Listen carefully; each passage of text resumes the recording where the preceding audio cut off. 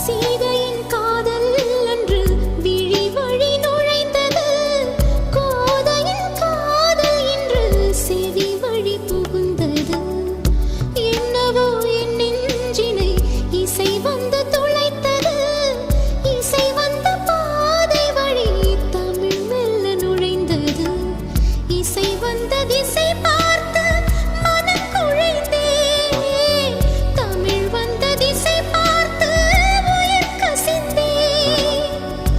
அஞ்சலி அஞ்சலி இவள் கலை காதலி.